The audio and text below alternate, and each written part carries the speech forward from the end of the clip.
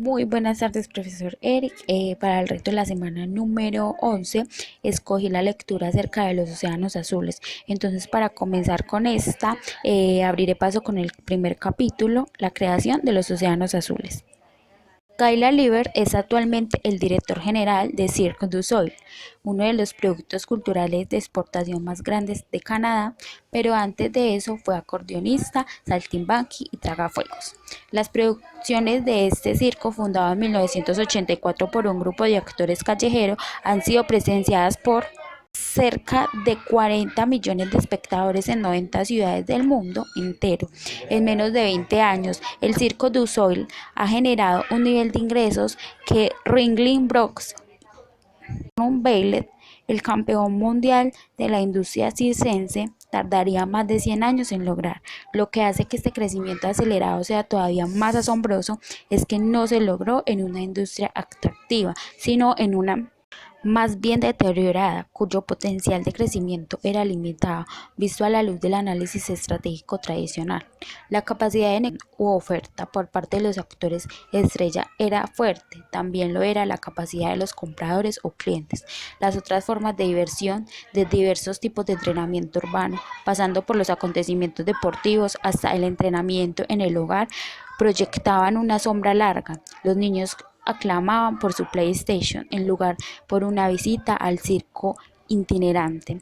En parte debido a esto, la industria perdía constantemente a su público y por eso consiguiente veía reducir también sus ingresos y ganancias. Existía además el sentimiento creciente de los grupos protectores de animales contra el uso de estos en los circos. Ringling Brooks y Bailey marcaba la pauta y los circos más pequeños no eran otra cosa que imitaciones de pequeña escala. Por consiguiente, desde el punto de vista de la estrategia basada en la competencia, la industria del circo carecía de atractivo.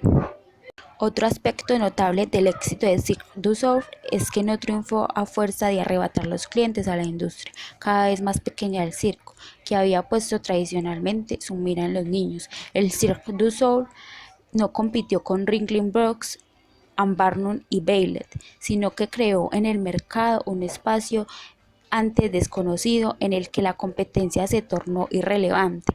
Apeló a un grupo de clientes completamente distintos, adultos, clientes cooperativos, dispuestos a pagar un precio varias veces más alto que el de los circos tradicionales por una experiencia de entretenimiento sin precedentes. Es importante señalar que una de las primeras producciones de Cirque llevó por título Reinventamos el circo. Un espacio nuevo en el mercado. El Cirque du Soleil triunfó porque reconoció que para tener éxito en el futuro las compañías tendrían que dejar de competir entre sí. La única manera de vencer la competencia es dejar de tratar de vencer a la competencia. Para comprender ese logro, Cirque du Soleil imaginemos un universo competitivo compuesto de dos tipos de océanos, los océanos rojos y los océanos azules. Los océanos rojos representan todas las industrias existentes en la actualidad, el espacio conocido del mercado. Los océanos azules representan a todas las industrias que no existen actualmente. Es el desconocido del mercado. Los océanos rojos, las fronteras de las industrias están definidas y aceptadas y no se conocen las reglas del juego.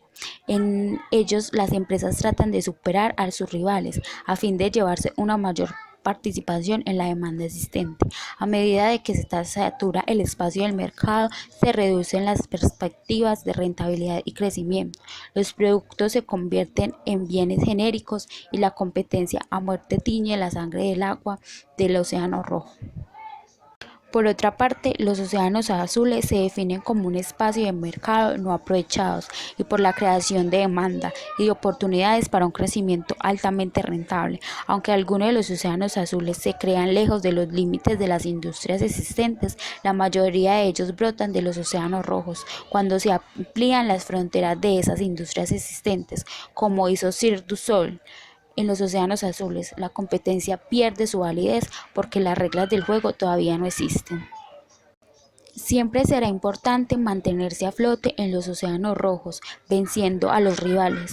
Los océanos rojos siempre serán importantes y constituirán una realidad de la vida de los negocios, pero dado en que un número cada vez mayor de industrias, la oferta supera la demanda, competir por una participación en unos mercados cada vez más reducidos, aunque será necesario, no bastará para mantener un alto rendimiento. Las empresas deben ir más allá de la competencia a fin de conseguir nuevas oportunidades en crecimiento y rentabilidad. También deben crear nuevos océanos. Desafortunadamente, los océanos azules aún están por definir una gran medida. El pensamiento estratégico de los últimos 25 años se ha centrado principalmente en las estrategias para los océanos rojos, en los que prevalece la competencia. El resultado ha sido un conocimiento bastante bueno sobre la manera de competir hábilmente en las aguas rojas, desde el análisis de la estructura económica básica de una industria existente, la selección de una posición estratégica de bajo coste, de diferenciación o de enfoque, hasta la evaluación competitiva, benchmarking con la competencia. Aunque algo se habla acerca de los océanos azules, no hay muchas guías prácticas sobre la manera de crearlos, a falta de unos esquemas analíticos para crear los océanos azules y unos principios para manejar eficazmente el riesgo. La creación de dichos océanos se ha quedado en el plano del deseo por ser una estrategia demasiado arriesgada a juicio de los gerentes. Este libro proporciona los esquemas prácticos y las herramientas analíticas para buscar y captar sistemáticamente los océanos azules. La creación continua de los océanos azules. Si bien la expresión océanos azules es nueva, su existencia no lo es. Son un rasgo del pasado y el presente de la vida de las empresas. Si miramos 100 años atrás, nos preguntamos cuántas industrias eran desconocidas en ese momento. La respuesta es que muchas industrias tan básicas como la de los automóviles, la grabación musical, la aviación, la petroquímica, el cuidado de la salud y la consultoría de negocios no existían ni siquiera en la imaginación o apenas comenzaban a perfilarse. Ahora retrasemos el reloj solamente 30 años nuevamente, vemos aparecer una plétora de industrias de miles de millones de dólares, fondos de inversión, telefonía móvil, plantas de energía eléctrica funcionando con gas, biotecnología, comercio minorista de descuentos, mensajería express, minivans, tablas de la nieve, cafeterías y videos caseros, por mencionar solo unas cuantas. Hace apenas 3 décadas, ninguna de esas industrias tenía una dimensión significativa. Ahora adelantemos el reloj 20 años o quizás 50 y preguntémonos cuántas industrias desconocidas en este momento podrán existir entonces. Si no valemos de la historia para predecir el futuro, la respuesta es la misma. Muchas. La realidad es que las industrias jamás pertenecen estáticas, sino que evolucionan constantemente. Las operaciones mejoran, los mercados se amplían y las empresas van y vienen. La historia nos enseña que hemos subestimado enormemente la capacidad de crear industrias nuevas y volver a inventar las existentes. En efecto, el sistema conocido como clasificación normalizada de las industrias, SIC, iniciado hace medio siglo del censo estadounidense, se reemplazó en 1997 por la norma de clasificación industrial de Norteamérica. El nuevo sistema amplio de 20 los 10 sectores industriales de SIC, a final de reflejar las realidades emergentes de los nuevos territorios industriales. Por ejemplo, el sistema antiguo del sector de los servicios se dividió en 7 sectores empresariales que van desde la información hasta el cuidado de la salud y la asistencia social, considerando que esos sistemas se diseñaron para la normalización y la continuidad. Ese cambio demuestra lo significativo que ha sido la expansión de los océanos azules. Sin embargo, el tema central del pensamiento estratégico ha gravitado sin lugar a dudas alrededor de las estrategias para los océanos rojos, en los que impera la potencia. La explicación radica por parte de la gran influencia de la estrategia militar, a partir de la que se originó la estrategia cooperativa. El lenguaje del mismo de la estrategia está profundamente matizado por referencias militares, los altos mandos, los empleados rasos, el frente de batalla. Descrita en esos términos, la estrategia es cuestión de enfrentarse a un oponente y luchar con un determinado territorio limitado y constante a la vez. Sin embargo, a diferencia de la guerra, la historia de la industria nos muestra que el universo del mercado nunca ha sido constante. Al contrario, siempre han creado océanos azules a lo largo del tiempo. Por consiguiente, centrar la atención en el océano rojo es aceptar los principios factores restrictivos de la guerra. El terreno limitado y la necesidad de vencer al enemigo para alcanzar el éxito y negar la virtud que distingue al mundo empresarial, la capacidad de crear espacios nuevos sin competencia. El impacto de creación de los océanos azules. Nos propusimos cuantificar el impacto que tiene la creación de los océanos azules en el crecimiento de una empresa, tanto en términos de ingresos como de ganancias. Para ellos estudiamos el lanzamiento de negocios de nuevos de 108 empresas. Descubrimos que el 86% de los lanzamientos fueron extensiones de líneas existentes, es decir, mejoras dentro del espacio conocido del Océano Rojo, representando solamente el 62% de los ingresos totales y apenas el 39% total de las ganancias. El otro 14% de los lanzamientos tuvo por objeto crear océanos azules y generó el 38% de los ingresos totales y el 61% del total de las ganancias.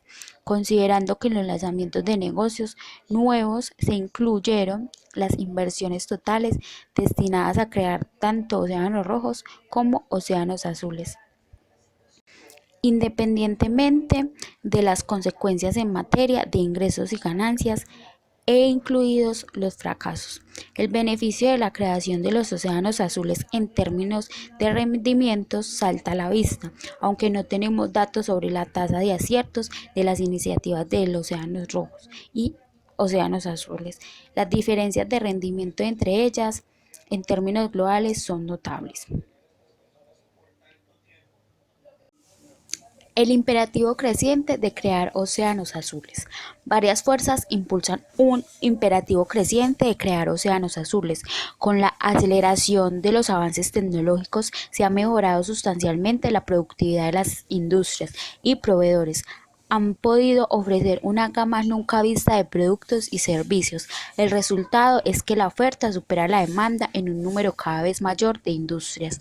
A esto se suma la tendencia hacia la globalización, a medida que se desmantelan las barreras comerciales entre las naciones y regiones, y ante la posibilidad de contar con información instantánea sobre los productos y los precios a nivel global, los nichos de mercado y los paraísos monopolísticos tienden a desaparecer.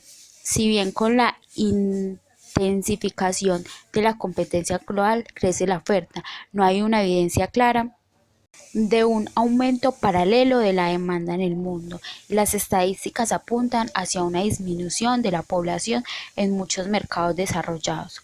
El resultado ha sido que los productos y servicios han pasado rápidamente a ser genéricos, con lo que han aumentado las guerras de precios y se han reducido los márgenes de beneficios. Diversos estudios recientes de las principales marcas estadounidenses en distintas industrias confirman esa tendencia, revelan que las marcas son cada vez más parecidas en las principales categorías de productos y servicios y que con mayor es su similitud, mayor es la tendencia de la gente a elegir basándose en el precio. La gente no insiste como antes en que su detergente para la ropa sea Tide. Tampoco le es fiel a Colgate cuando Crest está en oferta y viceversa. En las industrias saturadas cada vez más difícil es diferenciar las marcas, tanto en momentos de crecimiento como en recesión económica. Todo esto indica que el ambiente empresarial en el que evolucionaron la mayoría de enfoques estratégicos y administrativos del siglo XX tienden a desaparecer a medida que se vayan tiñendo de sangre los océanos rojos. Los gerentes tendrán que interesarse más en los océanos azules de lo que están acostumbrados a hacerlo. Del concepto de empresa e industria al concepto de movimiento estratégico. ¿Cómo puede una empresa salirse del océano rojo de la competencia sangrienta? ¿Cómo puede crear un océano azul? Hay un enfoque sistemático para lograrlo y por tanto mantener un rendimiento elevado. En nuestra búsqueda de una respuesta, lo primero que hicimos fue definir la unidad básica de análisis para nuestra investigación, a fin de comprender las raíces del alto rendimiento. La bibliografía empresarial generalmente utiliza a la empresa como la unidad básica de análisis, la manera en que las empresas logran un crecimiento fuerte y rentable mediante un conjunto definido de características estratégicas, operativas y organizativas, ha sido motivo de asombro. Sin embargo, nuestra pregunta fue la siguiente: ¿hay empresas excelentes o visionarias, impecederas, que superan constantemente el mercado y crean océanos azules repetidamente? Consideramos los ejemplos de Sean for Excellent y Boil to Last. El primero de los libros se publicó hace 20 años y fue un éxito de ventas. Sin embargo, a los 2 años de su publicación, varias de las empresas analizadas comenzaron a quedar en el olvido. Atari, Brooks, Pons, Data General, Fluor, National Semiconductor, tal como se documentó en Managing on the Edge.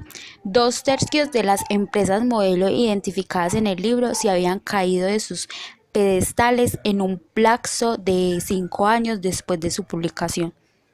El libro Boil to Last siguió los mismos pasos, trató de identificar los hábitos exitosos de la empresa visionaria con una historia larga de rendimiento superior. Sin embargo, para no caer en la trampa Share of Excellence, el periodo de estudio de to Last se amplió todo el periodo de existencia de las empresas y el análisis se limitó a las empresas de más de 40 años. To Last también fue un éxito de ventas. Sin embargo, tras un examen más riguroso, también han salido a la luz las diferencias de algunas de las empresas visionarias destacadas en Boil to Last, tal como se ilustra en el libro Creative Destruction. Apareció recientemente de una parte del éxito atribuido a algunas de las empresas modelos analizadas en Boil to Last. Se decidió el rendimiento de su sector de la industria y no al de las empresas propiamente. Por ejemplo, Hewlett Packard cumplía los criterios de Boil to Last porque había superado el rendimiento del mercado a largo plazo. En realidad, si bien HP superó dicho rendimiento, lo mismo hizo toda la industria de hardware. Además, HP ni siquiera superó la competencia dentro de la industria, valiéndose de otros ejemplos. El libro Destruction cuestionó la existencia real de las empresas visionarias que superan continuamente el rendimiento del mercado, y todos hemos sido testigos del estancamiento o el deterioro de las empresas japonesas célebres por las estrategias revolucionarias de sus días de gloria a finales de la década de los 70 y principios de los 80. Si la empresa de alto rendimiento perpetuo no existe, empresa puede ser brillante en un momento y torpe en otro. Entonces parece que la empresa no es la unidad de análisis apropiada para explotar las raíces del alto rendimiento y los océanos azules. Tal como se ha mencionado anteriormente, la historia también nos muestra que las industrias se crean y se expanden continuamente en el tiempo y que las condiciones y las fronteras de las mismas no están dadas, sino que son actores individuales los que forjan. No es necesario que las empresas compitan frontalmente en un determinado espacio de la industria. El Cirque du Soleil creó un espacio nuevo en el sector del espectáculo, generando de paso un crecimiento sólido y rentable. Por consiguiente, parece que ni la empresa ni la industria son la mejor unidad de análisis para estudiar las raíces del crecimiento rentable. Obedeciendo a esa observación, nuestro estudio muestra que la unidad de análisis para explicar la creación de los océanos azules y el alto rendimiento sostenido del movimiento estratégico, no la empresa ni la industria. El movimiento estratégico hace referencia a la serie de actuaciones y decisiones que debe tomar la gerencia a fin de producir una oferta importante conducente a la creación de un mercado. Por ejemplo, cuando Hewlett Packard compró Compaq en 2001. Este dejó de ser una empresa independiente. Eso induciría a muchas personas a juzgar que la empresa Esto induciría a muchas personas a juzgar que la empresa no fue exitosa. Sin embargo, es algo que no invalida los movimientos estratégicos de los océanos azules que Compa realizó al crear la industria de los servidores. Esos movimientos estratégicos no solamente contribuyeron a la recuperación contundente de la empresa a mediados de la década de los 90, sino que también abrieron un nuevo espacio de miles de millones de dólares en el mercado de los ordenadores. El apéndice A, un esquema del patrón histórico de la creación de los océanos azules, es una reseña resumida de la historia de tres industrias representativas de los Estados Unidos, tomados de una base de datos: la industria automotriz, cómo llegar al trabajo; la industria de ordenadores, lo que utilizamos en el trabajo; y la industria del cine, dónde vamos después del trabajo para distraernos. Tal como se demuestra en el apéndice A, no hay una sola empresa o industria que haya sido excelente permanentemente. Sin embargo, hay una semejanza notable entre los movimientos estratégicos que han creado océanos nuevos y han marcado trayectorias nuevas de crecimiento fuerte y rentable. Los movimientos estratégicos que aquí se examinan, movimientos de los que han nacido productos y servicios, abrieron y captaron espacios nuevos en el mercado, provocaron saltos enormes en la demanda. Continente, historias extraordinarias de crecimiento rentable, pero también de oportunidades que las empresas estancadas en los océanos rojos dejaron pasar por la razón que se convierten en materia de reflexión. Construimos nuestro estudio alrededor de esos movimientos estratégicos a fin de comprender el patrón mediante el que se crean los océanos azules y se logra un alto rendimiento. Estudiamos más de 150 movimientos estratégicos realizados en 1880 y 2000 en más de 30 industrias y examinamos detenidamente las empresas relevantes de cada uno de los casos. Las industrias comprenden desde los hoteles, el cine, el comercio minorista, las aerolíneas, la energía, los ordenadores, la radio y la televisión, hasta la construcción de los automóviles y el acero. Analizamos no solamente las empresas exitosas que dieron nacimiento a los océanos azules, sino también a los competidores con menos éxito. Buscamos en el interior de cada movimiento estratégico y entre los distintos movimientos de convergencia del grupo creador de los océanos azules, y buscamos también lo sucedido con las empresas menos exitosas atrapadas en el océano rojo.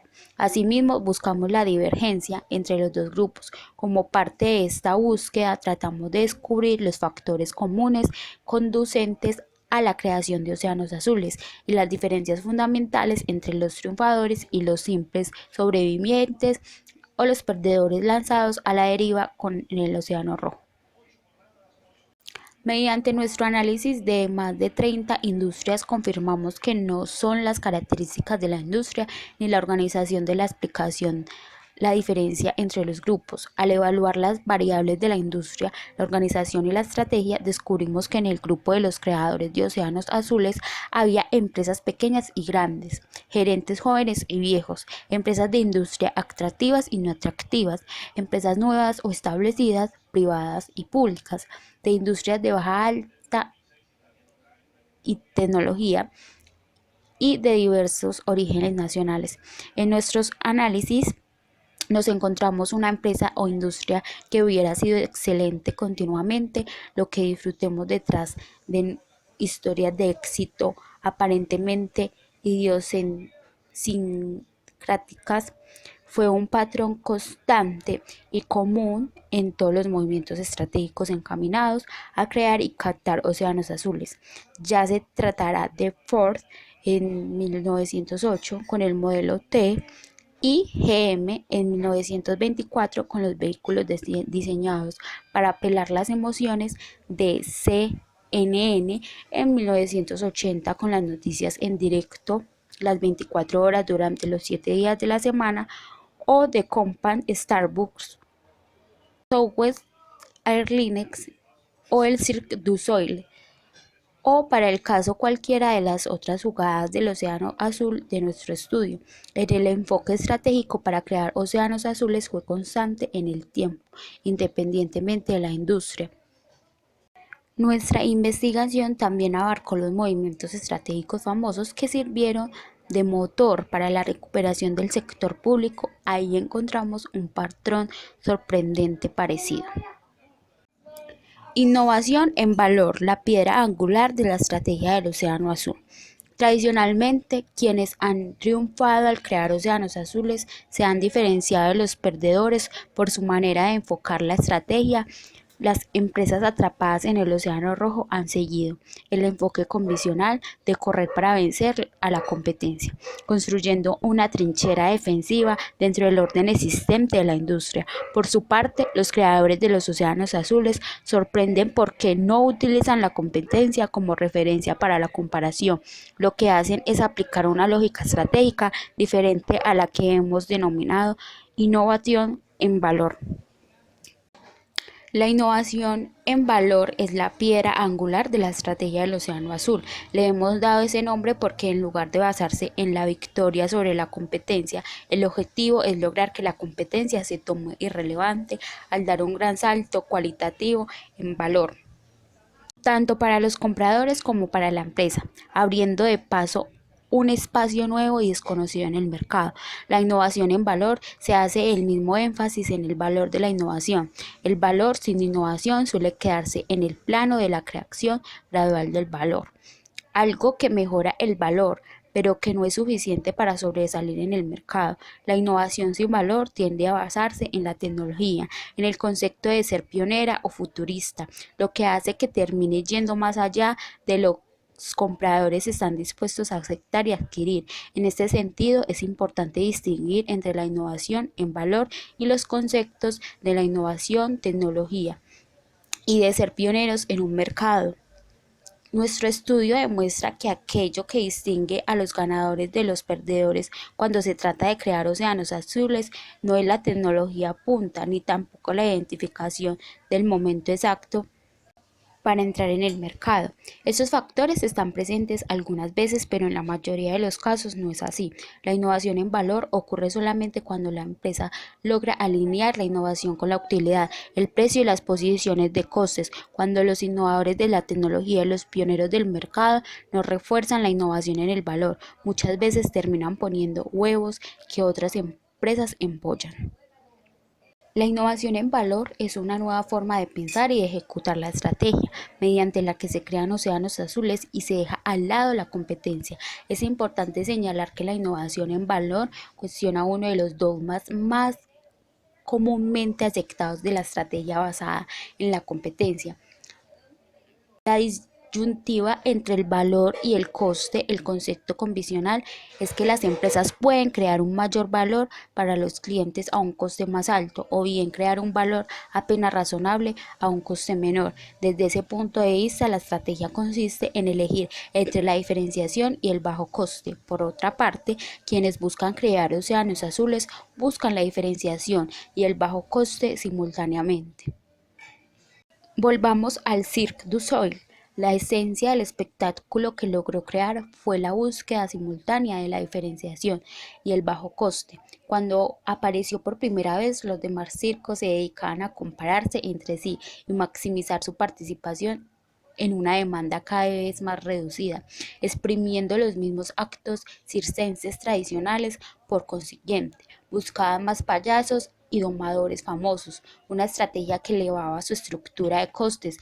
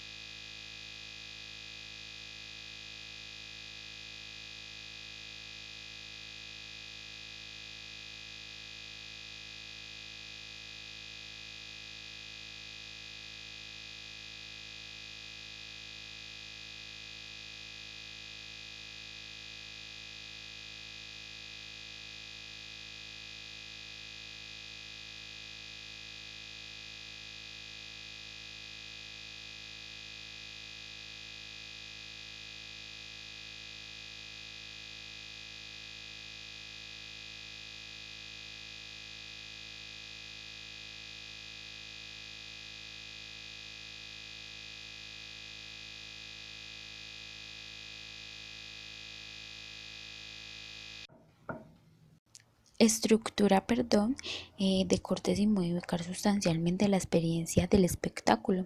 El resultado fue un aumento de los costes y una caída en picado de la demanda total. Estos esfuerzos pidieron toda la relevancia cuando hizo su aparición en Cirque du Soleil, al no ser un circo común y tampoco una producción teatral clásica. El Cirque du Soleil no prestó atención alguna a lo que hacía la competencia. En lugar de aplicar la lógica convencional de ganarle la partida a la competencia ofreciendo una solución mejor, un circo divertido, más emocionante, quiso ofrecer al público una diversión y las emociones del circo simultáneamente, la sofisticación y el intelectual, eh, y la riqueza artística del teatro. Por consiguiente, redefinió el problema mismo en otros términos, al robarse las fronteras tanto del mercado del teatro como del circo. El Cirque du Soleil aprendió a ver con nuevos ojos no solamente a los clientes del circo, sino también a las otras personas que no eran clientes adultos de teatro. Esto generó un concepto completamente nuevo del circo que puso fin a su disyuntiva entre el valor y los costos, eh, creando un océano azul de un mercado desconocido. Consideramos las diferencias mientras estos circos pensaban únicamente en ofrecer espectáculos de animales, contratar estrellas, presentar distintos espectáculos simultáneamente en 3 pistas y promocionar las ventas por concesión en los pasillos. El Cirque du Sol descartó todas esas variables que constituían desde tiempo atrás una realidad de la industria tradicional del circo, que nunca cuestionó su relevancia, pero sin embargo el público se mostraba cada vez más descontento con el uso de los animales. Además, los números con estos eran uno de los elementos más costosos, no solamente por los animales propiamente, sino por el adiestramiento, el cuidado médico, el alojamiento, el seguro y el transporte. Asimismo, mientras la industria del circo buscaba presentar a estrellas en la mente del público, las supuestas estrellas del circo no cumplían con sus expectativas. Por consiguiente, eran otro componente costoso que no influía en gran medida en los espectadores. También desaparecieron las 3 pistas simultáneas. Esa disposición no solamente provocaba tensión a los asistentes al tener que pasar los ojos rápidamente de una a otra pista, sino que implicaba contar con más artistas, con la consecuencia obvia de coste. Y aunque las cuestiones de ventas en los pasillos parecían una buena manera de generar ingresos, en la práctica los precios elevados desalentaban las compras y el público se sentía embaucado. La fascinación del circo tradicional se reducía solamente a las 3 variables esenciales: carpa, payasos y los números clásicos de acrobacia como los ciclistas y los malabaristas. El Cirque du Soleil conservó los payasos, pero en cambio el humor cambió el humor de base de golpes por otro más encantador y sofisticado. Le imprimió la elegancia de la carpa, el elemento que irónicamente muchos circos habían comenzado a reemplazar por locales alquilados. Al reconocer ese lugar singular, simbolizaba la magia del circo. El Cirque du Soleil diseñó un pequeño símbolo clásico con un acabado extremo magnífico y un mayor nivel de comodidad, dando a sus carpas el aire de los grandes circos épicos. Lejos quedaron los serrín y los bancos duros. Conservó a los acróbatas junto a otros números de riesgos, pero les confirió un papel más reducido, aunque más elegante, al agregarles un toque artístico y el asombro intelectual. Al explorar las fronteras del mercado del teatro, el Cirque du Soleil ofreció otras variables no propiamente circenses, tales como una historia acompañada de riqueza intelectual, música, danza artística y múltiples producciones. También tomó esas variables completamente nuevas para la industria del circo, de la otra alternativa de entretenimiento en vivo que la industria del teatro. A diferencia de los espectáculos tradicionales, consistentes en una serie de actos inconexos, por ejemplo, cada una de las creaciones del Cirque du Soleil tenía un tema y una historia, como sucede en una representación teatral. Aunque el tema es intencionalmente vago, aporta un espectáculo de armonía y un elemento intelectual pero sin fin de limitar pues como el potencial del distinto número. El circo también ha tomado prestadas algunas ideas de los espectáculos de Broadway. Por ejemplo, presenta muchas producciones en lugar de un solo espectáculo para todos, como es tradicional. Además, los mismos que los espectáculos de Broadway, cada uno de los espectáculos del Cirque de Soleil tiene una partita original y un surtido de piezas musicales sobre las que van montadas las interpretaciones visuales, las luces, la secuencia de los números en lugar de ser al revés. Los espectáculos constan de una danza abstracta, espiritual, una idea tomada del teatro y el ballet. Al introducir estas nuevas variables en su oferta, el Cirque du Soleil ha creado espectáculos más sofisticados. Además, al introducir el concepto de múltiples producciones y brindar al público una razón para asistir al circo con mayor frecuencia, el Cirque du Soleil ha implicado considerablemente la demanda. En pocas palabras, el Cirque du Soleil ofrece lo mejor del circo y del teatro. Ha eliminado y reducido todo lo demás al brindar una utilidad sin precedentes. El Cirque du Soleil ha creado un océano azul y ha inventado una forma nueva de entretenimiento en vivo, notablemente distinta del circo y del teatro tradicional. Al mismo tiempo, al eliminar muchos elementos más costosos del circo, ha reducido drásticamente su estructura de costes, logrando a la vez una diferenciación y el bajo coste. El circo ha fijado estratégicamente el precio de sus entradas a nivel de las del teatro. Así ha multiplicado en varios puntos los precios de la industria del circo, si bien manteniendo al mismo tiempo unos precios atractivos para la masa de los clientes adultos acostumbrados a pagar los del teatro. Tal como se ilustra en la figura 1 de 2, crear océanos azules es cuestión de reducir los costos y elevar simultáneamente el valor para los compradores.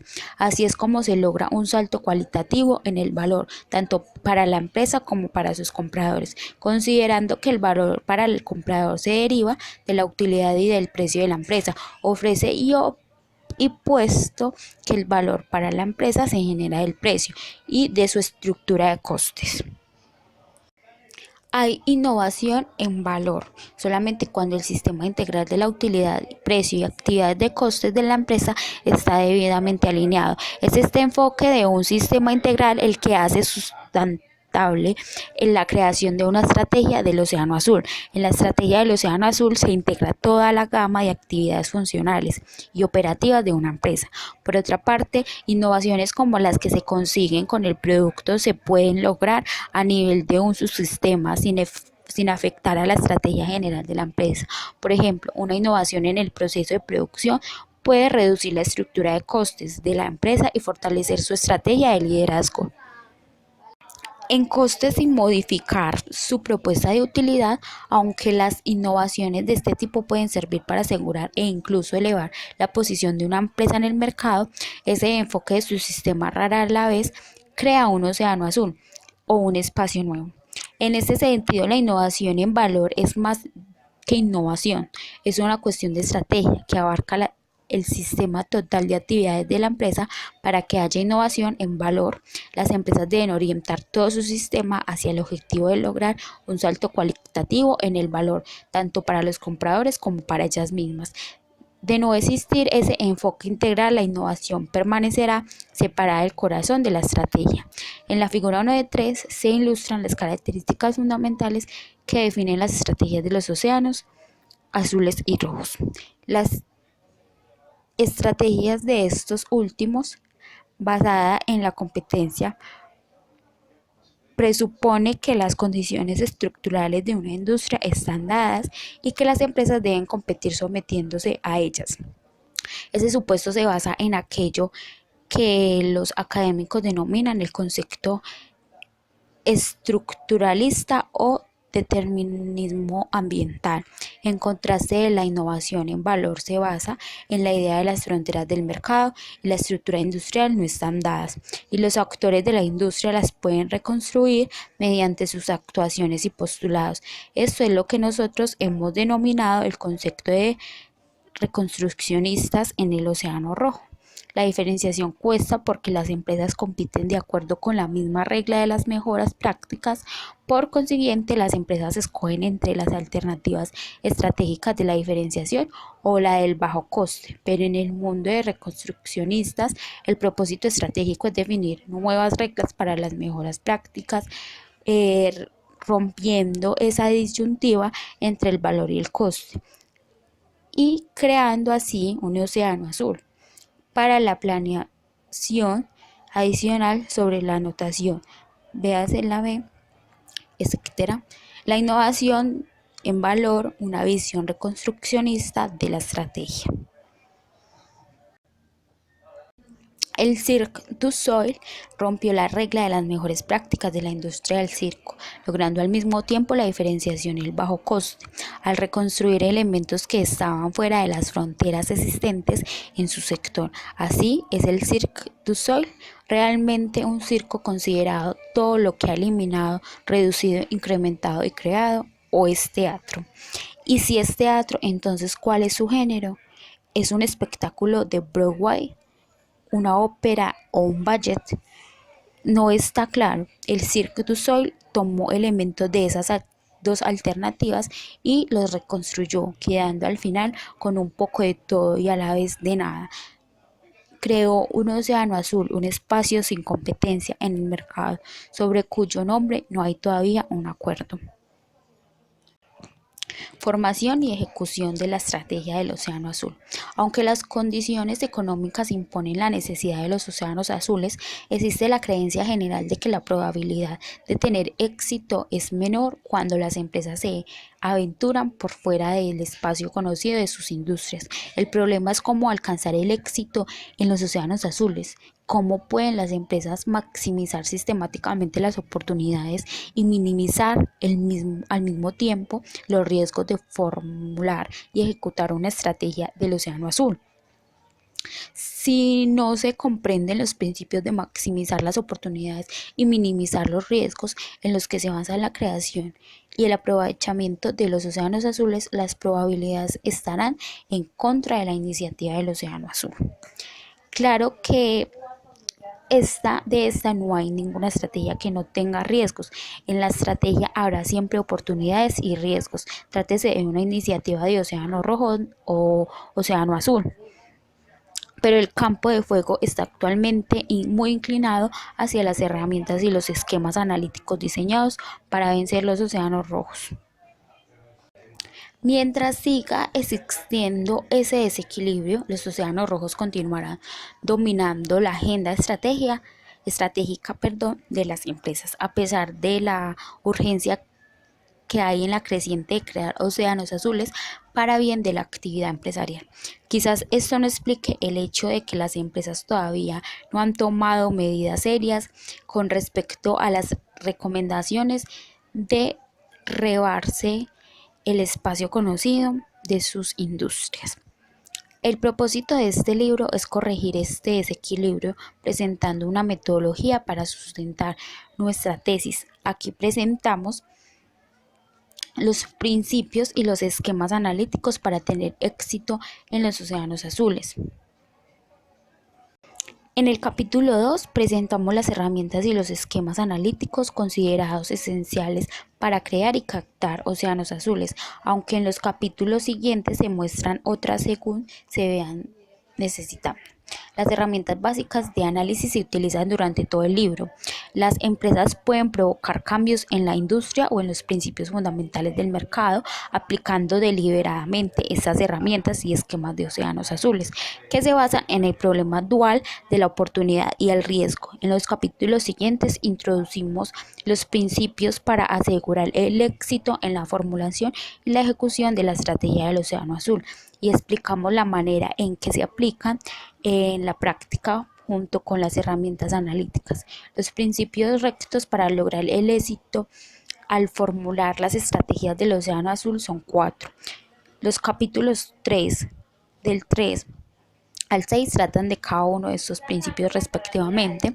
En el capítulo 3 identificamos las vías para crear sistemáticamente un espacio sin competencia en el mercado, abarcando industrias diversas, a fin de atenuar el riesgo de la búsqueda.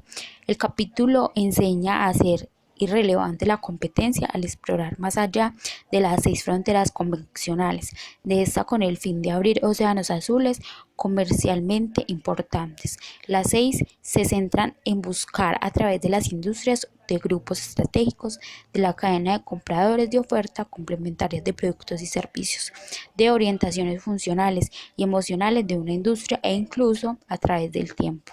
El cuarto capítulo enseña a diseñar el proceso de planeación estratégica de la empresa a fin de abandonar el enfoque de mejorar gradualmente y reemplazarlo por la innovación en valor. Presenta otra alternativa diferente, el proceso existente de planificación estratégica, criticando por ser un ejercicio meramente numérico que impide a las empresas deshacerse del mejoramiento gradual. Este principio se relaciona con los riesgos de la planeación por medio de un enfoque de visualización que induce a centrar la atención en el cuadro completo en lugar de dejarse atrapar por las cifras y los modismos. En este capítulo se propone un proceso de planeación de 4 pasos que permite diseñar una estrategia encaminada a crear y captar oportunidades de océanos azules. El capítulo 5 enseña a maximizar el volumen del océano azul en lo que se refiere a crear la mayor demanda previamente desconocida. Este capítulo cuestiona la práctica convencional de segmentar el mercado hasta donde sea posible con el propósito de satisfacer mejor las preferencias de los clientes existentes. Esta práctica, por lo general, reduce cada vez más los mercados objetivos. Este capítulo pretende enseñar la manera de agregar la demanda, no centrándose en las diferencias entre los clientes, sino aprovechando las que tienen en común los clientes o no clientes. Y a fin de maximizar el volumen del océano azul, se está creando y da la nueva demanda que comienza a generarse, minimizando así el riesgo de la escala. En el capítulo 6 se detalla el diseño de una estrategia conducente no solamente a proporcionar un salto en valor para los compradores masivos, sino también a construir un modelo empresarial viable para producir y mantener un crecimiento rentable para la empresa. Se muestra la manera de asegurar a la empresa que construya un modelo de negocios que beneficie la estrategia del océano azul que está erigiendo. Se refiere al riesgo del modelo de negocios y estructura de la secuencia en la que se debe crear una estrategia para garantizar que tanto la empresa como los clientes salgan ganando al crearse el nuevo terreno comercial. La secuencia de la estrategia es utilidad, precio, costo y adopción. Los capítulos 7 y 8 se refieren a los principales determinantes del éxito en la ejecución de la estrategia del océano azul. El capítulo 7 trata concretamente de lo que hemos denominado liderazgo para inclinar la balanza. Este concepto sobre liderazgo enseña a la gerencia la manera de movilizar la organización a fin de superar los principales obstáculos organizativos que impiden la ejecución de una estrategia de océano azul. Esto se refiere al riesgo organizativo y plantea la manera en que tanto los altos directivos como los gerentes pueden superar los obstáculos mentales, de medios, de motivación y políticos, a pesar de la falta de tiempo y de recursos para ejecutar la estrategia de Océano Azul. El capítulo 8 plantea la integración de la ejecución en el diseño de la estrategia a fin de motivar a las personas para actuar y poner en práctica la estrategia del océano azul de manera sostenida hasta que los niveles más profundos de la organización. En este capítulo presentamos el concepto del proceso equitativo justo, considerando que la estrategia del océano azul se parte forzosamente del estado actual de las cosas. Este capítulo muestra cómo el proceso equitativo justo facilita tanto la creación como la ejecución de la estrategia al movilizar a las personas para que ofrezcan la cooperación voluntaria necesaria. Esto se refiere al riesgo de la gestión asociado con las actitudes y los comportamientos de la gente. En la figura 1 de 4 se destacan los 6 principios determinantes del éxito a la hora de formular y ejecutar la estrategia del Océano Azul y los riesgos que atenúan con su aplicación. En la conclusión abordamos los aspectos dinámicos de la estrategia del Océano Azul, es decir, las cuestiones de su sustentabilidad y la renovación. Entonces, profesor Eric, el número de documento de identidad mío termina en el número 2. Entonces voy a iniciar con la lectura de este capítulo de las 6 primeras páginas. Herramientas y esquemas analíticos. Hemos dedicado los últimos 10 años a desarrollar un conjunto de herramientas y esquemas analíticos encaminados a proporcionar un enfoque para la formulación y la ejecución de la estrategia del Océano Azul, que sea tan sistemático y práctico como el que utiliza al competir en algunas aguas rojas del mercado conocido. Estos elementos analíticos llenan un vacío central en el campo de la estrategia, en el que se han desarrollado incontables herramientas y esquemas para competir en los océanos rojos, como los 5 factores para analizar las condiciones existentes de la industria y las estrategias genéricas, pero en él asimismo se ha guardado un silencioso casi total respecto a las herramientas prácticas para tener éxito en los océanos azules. Lo que se ha hecho es instar a los ejecutivos a ser valientes y emprendedores y a aprender del fracaso y a buscar avances revolucionarios. Aunque estas cosas invitan a reflexionar, no reemplazan a los elementos analíticos necesarios para navegar con éxito en las aguas azules. A falta de unas herramientas analíticas, los ejecutivos no pueden reaccionar a la llamada para abandonar la forma de competencia existente. Una estrategia eficaz de Océano Azul debe tener por objeto minimizar el riesgo en lugar de proporcionarlo. A fin de corregir este desequilibrio, estudiamos diversas empresas del mundo entero y desarrollamos metodologías prácticas para buscar océanos azules. Después aplicamos y sometimos a prueba esas herramientas y esos esquemas trabajando en la práctica con las empresas en la búsqueda de los océanos azules, enriqueciéndolos y perfeccionándolos como parte del proceso. Las herramientas y los esquemas que presentamos aquí se utilizan en todo el libro para reforzar el análisis de los 6 principios de la formulación y la ejecución de la estrategia del Océano Azul. Para introducir brevemente estas herramientas y estos esquemas y ver la manera de aplicarlos para crear océanos azules, tomaremos el ejemplo de la industria vinícola de Estados Unidos. El consumo total de vino de Estados Unidos es el tercero más grande del mundo. Sin embargo, la competencia en esta industria de 20.000 millones de dólares es intensa. Los vinos de California dominan el mercado interno con 2/3 de todas las ventas en el territorio de Estados Unidos. Estos vinos compiten con los importados de países de Francia como Italia, España y con vinos del Nuevo Mundo como los chilenos, los australianos y los argentinos, que han enfocado hacia el mercado de los Estados Unidos en vista el aumento de la vinícola en los estados de Oregón, Washington, New York y con las plantaciones de nuevas que ya comienzan a madurar en California. El número de vinos ha crecido de manera exorbitante, sin embargo la base de consumidores en Estados Unidos casi está estancada. El país no se ha movido del 31º lugar en consumo per cápita del mundo. La intensa competencia ha sido el combustible de la consolidación constante de la industria. Las 8 empresas más grandes producen más del 75% del vino de los Estados Unidos y se calcula que el 25% restante proviene de otros 1.600 viñedos próximamente. Los pocos actores predominantes están en condiciones de influir en los distribuidores a fin de conseguir un buen espacio y de intervenir millones de dólares en marketing. Al mismo tiempo hay una consolidación de los minoristas y los distribuidores en todo el territorio nacional, lo que se da mayor poder de negociación frente al exceso de productores vinícolas.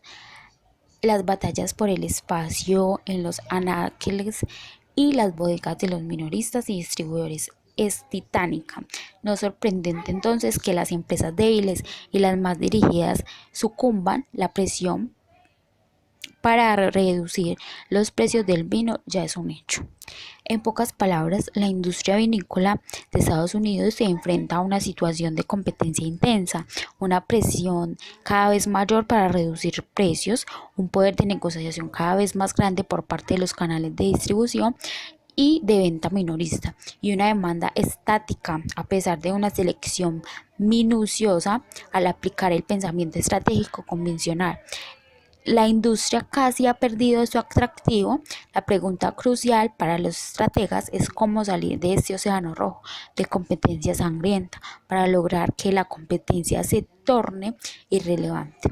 Cómo abrir y mantener océano azul de espacio sin competencia en el mercado. A fin de resolver estos interrogantes debemos recurrir al cuadro estratégico, un esquema analítico fundamental para la innovación en valor y la creación de los océanos azules. El cuadro estratégico. El cuadro estratégico es a la vez una herramienta de diagnóstico y un esquema práctico para diseñar una estrategia contundente de océanos azules.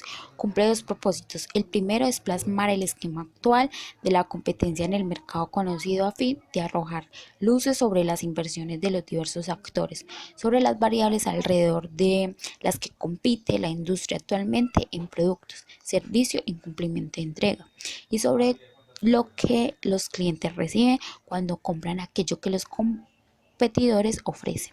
En la figura 1 de 2, 2 de 1, se ilustra gráficamente toda esa información. El eje horizontal refleja la gama de variables en las que interviene la industria y alrededor de las que gira la competencia. En el caso de la industria vinícola de Estados Unidos hay 7 variables principales: el precio de la botella de vino, una imagen elegante y exclusiva de los envases, incluyendo las etiquetas en las que enuncian las medallas obtenidas, y el uso de la misteriosa terminología enológica para resaltar el arte y la ciencia de la producción del vino.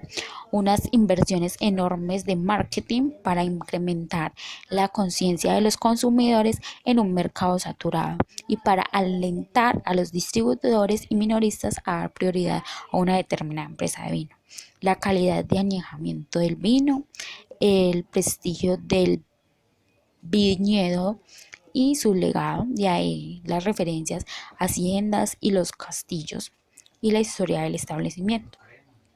La complejidad y la sofisticación del sabor del vino, incluidos aspectos como los taninos y el roble. Para finalizar, una gama diversa de vinos para cubrir todas las variedades de uvas y las preferencias de los consumidores, desde Chardonnay y Merlot, etc. La industria considera que estos factores son clave en la promoción del vino como bebida exclusiva para los conocedores, digna de figurar en ocasiones especiales. Esa es la estructura de base de la industria vinícola de los Estados Unidos desde el punto de vista del mercado. Ahora vemos el eje vertical del cuadro estratégico, que refleja el nivel de lo que ofrece a los compradores en términos de todas esas variables claves de la competencia. Una puntuación alta significativa que una empresa ofrece más a los compradores y por consiguiente invierte más en las variables en cuestión.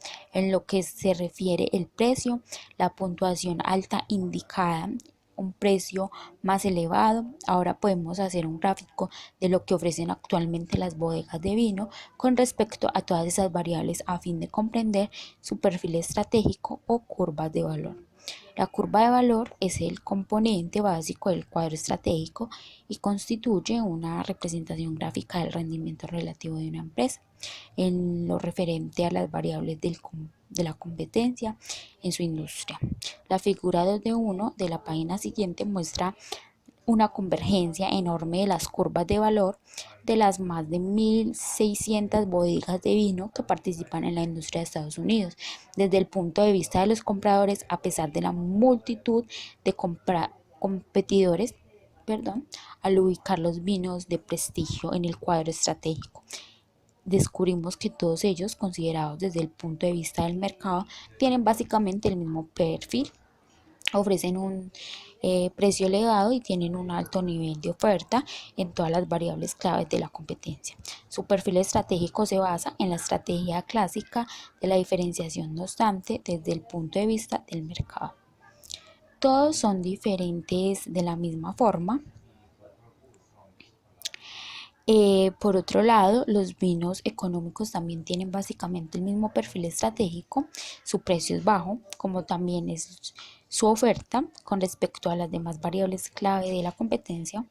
Son los clásicos competidores de bajo coste. Además, las curvas de valor de los vinos de prestigio y los vinos económicos tienen esencialmente la misma forma. La estrategia de los dos grupos estratégicos marchan al mismo ritmo, pero en niveles diferentes.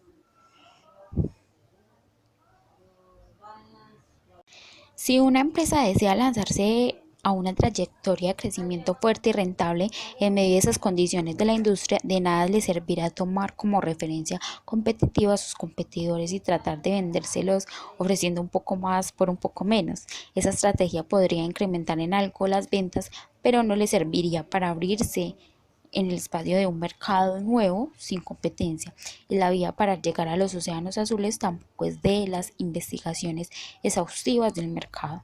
Nuestra investigación mostró que los clientes difícilmente pueden imaginar la manera de crear espacios sin competencia en el mercado. Ellos tienden a pensar en lo que ya conocen y pedir más por menos. Y por lo general desean más de las mismas características que la industria ofrece actualmente en sus productos y servicios.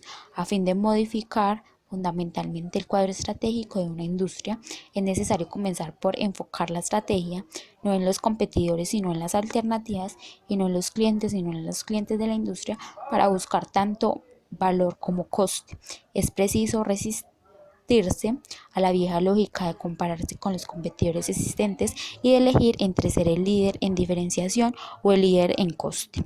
Al dejar de mirar hacia la competencia y dirigir la estrategia hacia las alternativas y los no clientes, es posible reconocer la manera de definir el problema en otros términos y por consiguiente reconstruir los elementos de valor para el comprador que residen más allá de las fronteras de la industria.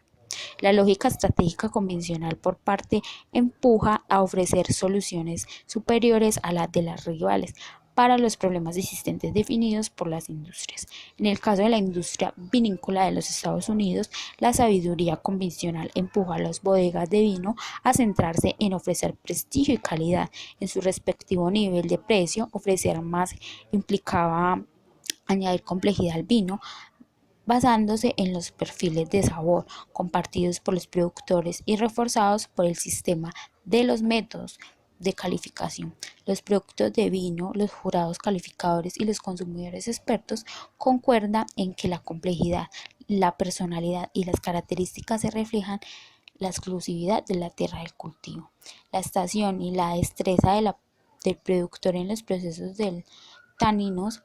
El roble y el añejamiento es sinónimo de calidad. Sin embargo, al fijar su atención en las alternativas, Casella Winex, un viñedo australiano, definió que el problema industrial vinícola, en otros términos, cómo producir un vino agradable, no tradicional, fácil de beber para todo el mundo. ¿Por qué? Al considerarse la demanda de alternativas como la cerveza, los licores y los cócteles listos para consumir, que captaban 3 veces más el consumo de las bebidas alcohólicas de Estados Unidos que el vino. Kasich Winex descubrió que la masa de adultos estadounidenses veía el vino con decepción, era amenazador y prestigioso, y la complejidad de su sabor generaba la sensación de verdadero desafío al consumidor medio. Sin embargo, el sabor era la base sobre lo que buscaba sobresalir la industria.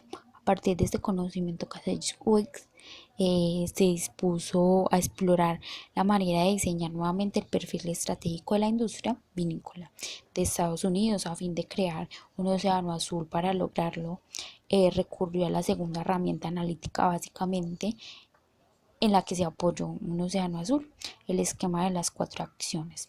Entonces, esquema de las cuatro acciones. Con el fin de redefinir los elementos del valor para el comprador, con el diseño de una nueva curva de valor, hemos desarrollado el esquema de las cuatro acciones, tal como aprecia en la figura 2 de 2 de la página 48, a fin de romper la disyuntiva entre la diferenciación y el bajo coste y crear una nueva curva de valor. Es preciso plantear cuatro preguntas claves para tendentes a cuestionar la lógica estratégica y el modelo de los negocios de una industria. ¿Qué variables de la industria da por hecho se deben eliminar? ¿Qué variables se deben reducir muy por debajo de la norma de la industria? ¿Qué variables deben de incrementar muy por encima de la norma de la industria? ¿Y qué variables deben de crear porque la industria nunca las ha ofrecido? La primera pregunta obliga a pensar en eliminar variables alrededor de las cuales ha girado desde el tiempo atrás la competencia en una determinada industria. Esas variables competitivas por lo general se dan por supuestas, aunque hayan periodo su valor o puedan en efecto reducir el mismo. Algunas veces hay un cambio fundamental en aquello de que los clientes valoran, pero las empresas están tan obsesionadas comparándose entre sí que no reaccionan al cambio o ni siquiera lo perciben. La segunda pregunta obliga a determinar si se ha exagerado en el diseño de los productos o servicios como consecuencia de la carrera por alcanzar y sobrepasar la competencia, que es el caso en el que las empresas exceden a su servicio aumentando la estructura de costes sin recibir nada a cambio. Entonces pasamos a la siguiente figura 2 de 2, el esquema de las cuatro acciones. Y la tercera pregunta induce a descubrir y a eliminar los sacrificios de la industria, que la industria impone a los clientes. La cuarta pregunta ayuda a descubrir fuentes que complementan nuevas de valor para los compradores, a crear una demanda que antes no existía y a modificar la estrategia de precios de la industria. En la búsqueda de respuestas para las dos primeras preguntas, eliminar o reducir, se desarrollan ideas para disminuir la estructura de costes en comparación con los competidores. Por medio de nuestra investigación hemos descubierto que los gerentes rara vez buscan eliminar y reducir sistemáticamente sus inversiones en las variables alrededor de las que gira la competencia en una industria. El resultado es un incremento en la estructura de costes y una mayor complejidad de los modelos de negocios. Por otra parte, el segundo par de variables ayuda a reconocer la manera de incrementar el valor para los compradores y generar una demanda nueva. En conjunto, a estas variables permiten hacer un análisis sistemático de la manera de redefinir los elementos de valor para los compradores tomados de diversas industrias, a fin de ofrecer una experiencia completamente nueva, manteniendo al mismo tiempo una estructura reducida de costes. De particular importancia son las medidas consistentes en eliminar y crear, puesto que inducen a las empresas a ir más allá de los ejercicios para maximizar el valor por medio de las variables existentes de la competencia. Al eliminar y crear, las empresas modifican por sí mismas las variables, haciendo que las reglas existentes de la competencia pierdan toda relevancia. Entonces, profesor Eric, hasta acá termino mi lectura correspondiente a la semana número 11. Espero que tenga una feliz noche.